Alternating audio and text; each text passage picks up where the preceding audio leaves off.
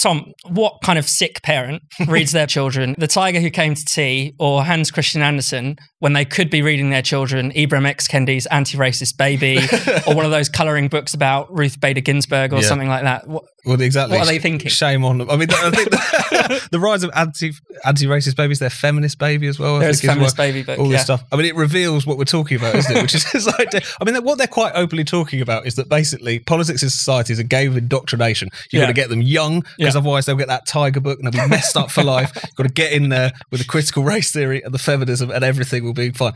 It's obviously utterly ridiculous. But at the same time, this is exactly what they're saying. And even though there's probably been a lot of pushback in a lot of courses because they have kind of overextended, kind of feminists in particular have thought a version of this for a very long time, or at least a certain section of feminism, shall I say, have believed that culture, music, films, video games, all that kind of stuff directly contributes to not only misogynistic and sexist attitudes in society, but actually rape and sexual violence and all the rest of it. They genuinely believe this. So this is almost like a reductio ad absurdum kind of example of it, but it's still, in case of it, is all of the same kinds of arguments, really. And it's also the sort of Stalinism of it, I guess, because they did this audit, was it like 3,000 books across a bunch of nurseries in Scotland. They found only a handful that, as far as they were concerned, passed this purity test. The example of saying, why isn't the tiger gender neutral? I mean, it's just like the idea that everything, even in this case, something which the family is not the main thrust of the story, really. You know, the family and their gender roles has got nothing really to do with it.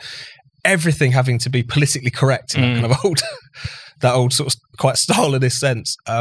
It's ridiculous and it's joyless, I suppose, is the other thing. Imagine only ever seeing this when you look at anything, even a kid's book. And it's also it's the point that parents the beauty of reading kids' stories is that you can fill it with whatever meaning you want because they're so simple. Emily Maitlis, when she was interviewing Judith Kerr, made Kerr laugh because she said, when I was reading it, I read into it that it was about 1960s sexual awakening and ethnic disparities and repression. And, because you can do that. My mum told me that she was reading it thinking, actually, the mum all along has just eaten everything, can't be asked to clean up, and gets, actually switches the gender roles and says the husband has to buy her a delicious sausage dinner, and she pretends it's a tiger. It's a feminist tome. And so, but the whole point is that as a parent, when you are reading, or as a nursery teacher, or as an educator, when you are kids don't just do this in isolation. You recognize that their imagination should go and can go anywhere it wants. But when it comes to instilling, not indoctrinating, instilling kids with the kind of political and moral